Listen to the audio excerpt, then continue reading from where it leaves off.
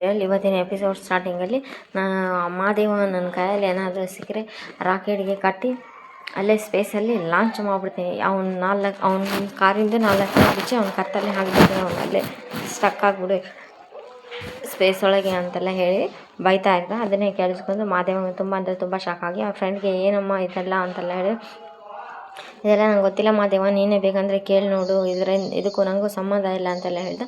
ಆ ಕಡೆ ಪ್ರೇಮ ಇದೆ, ದೇವರಿಗೆ ಪೂಜೆ ಮಾಡ್ತಾರೆ, ತುಳಸಿಗೆ ಪೂಜೆ ಮಾಡಿ ಹೋಗ್ತಾ ಇರಬೇಕಾದ್ರೆ ಈ ಕಡೆ ರಾಮ್ ಬಂದು ಅಡ್ಡ ಬಂದು ನಿಂದಿರ್ಸ್ತಾನೆ. ಬಿಸಿ ಬಿಸಿ ತಿಂಡಿ ಬೇಕು ಅಂತೆಲ್ಲ ಹೇಳಿ, ನಂಗೆ ದಾರಿ ಬಿಡು ಅಂತ, ಹಿಂಗೆ ಭಾಳ ಕೆಲಸ ಇದೆ, ಬಿಸಿ ಬಿಸಿ ಯಾವುದಿಲ್ಲ, ನಾನು ಹೇಳಿದಷ್ಟು ಕೇಳಬೇಕಂತ, ಬಿಸಿ ಬಿಸಿ ತಿಂಡಿ, ಬಿಸಿ ಬಿಸಿ ಕಾಫಿ ಎಲ್ಲ ಸಿಗುತ್ತೆ, ಹೋಗಿ ಬ್ರಷ್ ಮಾಡೋ ಫಸ್ಟು, ಆಮೇಲೆ ಎಲ್ಲ ಸಿಗೋದ್ರಿಂದ ಇಲ್ಲ ನನಗೆ ಅರ್ಜೆಂಟ್ ಇದೆ ಅಂತೆಲ್ಲ ಹೇಳಿ ಸ್ವಲ್ಪ ರೊಮ್ಯಾಂಟಿಕ್ ಆಗಿ ತೋರಿಸ್ತಾರೆ. ಇಲ್ಲಿ ಹಗ್ ಮಾಡಿದಾಗ ಅದೇ ಟೈಮಿಗೆ ಈ ಕಡೆಯಿಂದ ಇವರು ಅದೇ ಟೈಮಿಗೆ ಪಂಚಮಿಗೆ ಫೋನ್ ಮಾಡಿ ಅಳ್ತಾ ಅಮ್ಮಗೆ ಆರಾಮಿಲ್ಲ, ಮಕ್ಕೊಂಬಿಟ್ಟಾರ ಅಂತೆಲ್ಲ ಹೇಳಿ ಅಳ್ತಾ ಇರೋದು ನೋಡಿ ರಾಮ್ ಕೂಡ ಗಾಬರಿ ಆಗಿಬಿಡ್ತಾನೆ. ರಾಮ್ನು ಗಾಬರಿ ಆಗಿ ಏನಾಯಿತು ಅಂತೆಲ್ಲ ಹೇಳಿ, ಅದು ದೊಡ್ಡ ಅತ್ತೆಗೆ ಆರಾಮಿಲ್ಲ ಅಂತೆಲ್ಲ ಹೇಳಿ, ಬಾರು ಫಸ್ಟ್ ಹೋಗೋಣ ಅಂತೆಲ್ಲ, ನಡಿ ಪ್ರೇಮ ಫಸ್ಟ್ ಹೋಗೋಣ ಅಂತೆಲ್ಲ ಆಳ್ಕೊತ ಬಂದುಬಿಡ್ತಾರೆ. ಇವರಿಬ್ರು ಆಳ್ಕೊತ ಬಂದೆ ಈ ಕಡೆಯಿಂದ ರಾತ್ರಿ ಚೆನ್ನಾಗಿದ್ರಲ್ಲ, ಇವಾಗ ಯಾಕೆ ಹಿಂಗಾಯ್ತು ಅಂತೆಲ್ಲ ಹೇಳಿ ಶ್ರೀಧರ್ ಸಮಾಧಾನ ಮಾಡ್ತಾ ಇರ್ತಾನೆ ಪಂಚಮಿಗೆ, ಸುಂದಿರಮ್ಮ ಅಂತೆಲ್ಲ ಹೇಳಿ, ಸರಿ ಈಗ ನೋಡು ನಾನು ಡಾಕ್ಟ್ರಿಗೆ ಫೋನ್ ಮಾಡಿದ್ದೀನಿ, ನೋಡು ಮಹೇಶ್ವರಿ, ನಾನು ಡಾಕ್ಟ್ರಿಗೆ ಫೋನ್ ಮಾಡಿ ಡಾಕ್ಟ್ರು ಬರೋವರೆಗೆ ನಿನ್ನ ಮಗ ಸೊಸೆನ ಒಳಗೆ ಬರಲಾರ್ದಂಗೆ ನೋಡ್ಕೊ ನೀನು ಅಂತೆಲ್ಲ ಹೇಳ್ತಾ ಸರಿ ಅಂತೆಲ್ಲ ಹೇಳಿ, ಅದೇ ಟೈಮಿಗೆ ಈ ಕಡೆಯಿಂದ ಮಹೇಶ್ವರಿ ಬಂದು ನೀನು ಒಳಗೆ ಬರೋಂಗಿಲ್ಲ ಹಂಗೆ ಹಿಂಗೆ ಅಂತೆಲ್ಲ ಬೈದರೆ, ನೀನು ಒಳಗೆ ಬಂದರೆ ಅಕ್ಕಾಗಿ ಮತ್ತೆ ಇನ್ನು ಆರಾಮಿಲ್ದಂಗೆ ಆಗ್ತದೆ, ನೀನು ಬರಬೇಡ ಒಳಗೆ ಅಂತೆಲ್ಲ ಹೇಳ್ತಾ, ಅದೆಲ್ಲ ಅಮ್ಮ ದೊಡ್ಡಮ್ಮಮ್ಮ ನಿನ್ನ ಕಾಲು ಹಿಡ್ಕೊತೀನಿ ಅಂದರೆ ಇಲ್ಲ, ಅದೆಲ್ಲ ಬಿಡೋಂಗಿಲ್ಲ, ನಿನ್ನ ಒಳಗೇನಾದರೂ ಬಂದರೆ ನಿಮ್ಮ ದೊಡ್ಡಮ್ಮನ ಮೇಲೆ ಆಣೆ ಅಂತೆಲ್ಲ ಹೇಳ್ಬಿಡು, ಅಮ್ಮ ಪ್ಲೀಸ್ ಅಮ್ಮ ಅಂತ, ರಾಮ್ ಹೋಗ್ಲಿ ಬಾರೋ ಇಲ್ಲಿದ್ದ ಹೋಗೋಣ ಬಾ ಅಂತೆಲ್ಲ ಹೇಳಿ ಈ ಕಡೆಯಿಂದ ಕಿಟಕಿನಲ್ಲಿ ಕರ್ಕೊಂಡ್ಬರ್ತು ತೋರಿಸ್ತಾಳೆ.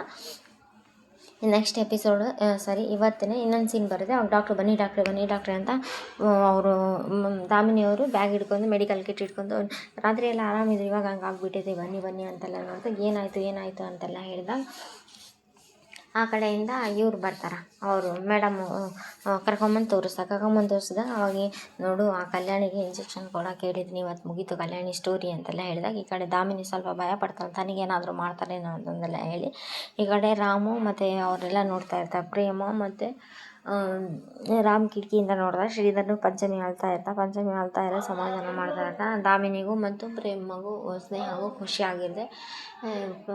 ಮಹೇಶ್ವರಿ ಹೆದ್ಕೊಂಡು ಇಂಜೆಕ್ಷನ್ ಹಾಕೋಣ ಅಂತೆಲ್ಲ ಹೇಳಿ ನೋಡ್ತಾಳೆ. ನನಗೇನು ಸ್ಟೆಥೋಸ್ಕೋಪ್ ಇಟ್ಟು ಚೆಕ್ಕೆ ಮಾಡಿಲ್ಲ, ಇಂಜೆಕ್ಷನ್ ಹಾಕ್ತೀರಾ ನೀವು ನನಗೆ, ಸರಿ ಇಂಜೆಕ್ಷನ್ ಹಾಕೋಣ ಅಂತ ಕೈ ಹಿಡ್ಕೊಂಡಾಗ ಆವಾಗ ಅವರು ಮೇಡಮ್ ಅವರು ಸಂಗೀತ ಮೇಡಮ್ ಅವ್ರು ಏನಿರ್ತಾರಲ್ಲ ಅವ್ರು ಕಲ್ಯಾಣಿಯವರು ಫಸ್ಟ್ ಕೈ ಹಿಡ್ಕೊಂಡ್ಬಿಡ್ತಾರೆ. ಅವರು ಪೇಷಂಟ್ ಕೈ ಹಿಡ್ಕೊಂಡಿದ್ದು ನೋಡಿ ಪ್ರತಿಯೊಬ್ಬರು ಗಾಬರಿಯಾಗಿ ಏನಿದು ಅಂತೆಲ್ಲ ಕೇಳಿದಾಗ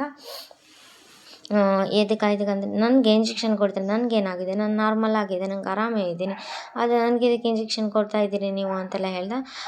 ಅದು ಮೇಡಮ್ ಅಂತಾಳೆ, ನನಗೆ ವಿಷದ ಮಾತ್ರೆ ದಿನ ಯಾರು ಕೊಡ್ತಾ ಇರೋದು ಅಂತ ನನಗೆ ಚೆಂದಾಗಿ ಗೊತ್ತಿದೆ ಅಂತೆಲ್ಲ ಹೇಳ್ತಾ ಇದ್ದೆ. ಏನು ಡಾಕ್ಟ್ರೇ, ನೀವು ಒಂದು ಪ್ರಾಣ ಉಳ್ಸೋರಾಗಿ ನೀವು ಕೊಲೆ ಮಾಡ್ತೀರಾ, ನನ್ನ ಸಾಯಿಸ್ತೀರಾ ಅಂತೆಲ್ಲ ಕೇಳಿದಾಗ, ಇಲ್ಲ ಅದು ಡಾಕ್ಟ್ರ್ ಮಾತ್ರ ಏನೂ ಮಾತಾಡ ಇಂಜೆಕ್ಷನ್ ಕಸ್ಕೊಂಡ್ಬಿಡ್ತಾರೆ ಡಾಕ್ಟ್ರ್ ಕೈಯಿಂದ, ಇದು ವಿಷದ ಇಂಜೆಕ್ಷನ್ ಹೌದಾ ಅಲ್ವೇ ಅಂತೆಲ್ಲ ಹೇಳಿದೆ.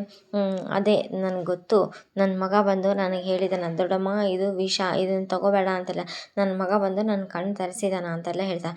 ನೋಡು ಶ್ರೀಧರ್ ಬಾ ಇಲ್ಲಿ ಅಂತಾನೆ, ಏನತ್ತಿಗೆ ಅಂತೆಲ್ಲ, ತಗೋ ಇದನ್ನು ಲ್ಯಾಬಿಗೆ ಪರಿಚಯ ಇರೋ ಲ್ಯಾಬಿಗೆ ಕಳಿಸಿ, ಇದು ಏನು ಇಂಜೆಕ್ಷನ್, ಇದರಲ್ಲಿ ಏನು ವಿಷ ಇದೆ, ಎದಕ್ಕೆ ಹಾಕ್ತಾ ಇದ್ದಾರೆ ಇದನ್ನು ತಿಳ್ಕೊ, ಆಮೇಲೆ ಪೊಲೀಸರಿಗೆ ಫೋನ್ ಮಾಡಿ ಈ ಕಳ್ಳ ಡಾಕ್ಟ್ರನ್ನ ಹಿಡ್ಕೊಟ್ರಾಯ್ತು ಅಂತೆಲ್ಲ ಹೇಳಿ ಆವಾಗ ಹೆದರ್ಕೊಂಡ್ಬಿಡ್ತ. ಯಾರು ನನ್ನ ಮಕ್ಕಳನ್ನ ದೂರ ಮಾಡೋದು, ನನ್ನ ಮಗ ರಾಮ್ನ ಮನೆಯಿಂದ ಆಚೆ ಹಾಕಿರ್ಬೋದು, ಆದರೆ ಈ 4 ಗೋಡೆ ಮಧ್ಯದಲ್ಲಿ ಆಚೆ ಹಾಕಿದ್ದೀನಿ ಹೊರತು ನನ್ನ ಮಗನ ನಾನು ಮನಸ್ಸಿಂದ ಯಾವತ್ತೂ ಆಚೆ ಹಾಕಲ್ಲ. ರಾಮ್ನ ನಾನು ಜನ್ಮ ನೀಡದೇ ಇರ್ಬೋದು, ನನ್ನ ಹೊಟ್ಟೆಯಲ್ಲಿ ಹುಟ್ಟದೇ ಇರ್ಬೋದು, ನನ್ನ ಜನ್ಮ ನೀಡಿಲ್ಲದೆ ಇರ್ಬೋದು, ಆದರೆ ರಾಮ್ನು ನನ್ನ ಮಗನೇ ಅಂತೆಲ್ಲ ಹೇಳಿ ರಾಮ್ ಬಗ್ಗೆ ವರ್ಣನೆ ಮಾಡ್ತಿದ್ದಾರೆ. ಇದ್ದಾಗ ರಾಮ್ ನೋಡಿದ್ರೆ ಆಳ್ತಾ ಇರ್ತಾರೆ, ಯಾಕಂದರೆ ಅವ್ರ ದೊಡ್ಡಮ್ಮ ಅವ್ರ ಬಗ್ಗೆ ಒಳ್ಳೆ ಅಭಿಪ್ರಾಯ ಇಟ್ಕೊಂಡಿರೋದು ನೋಡಿದೆ ಆ ರಾಮ್.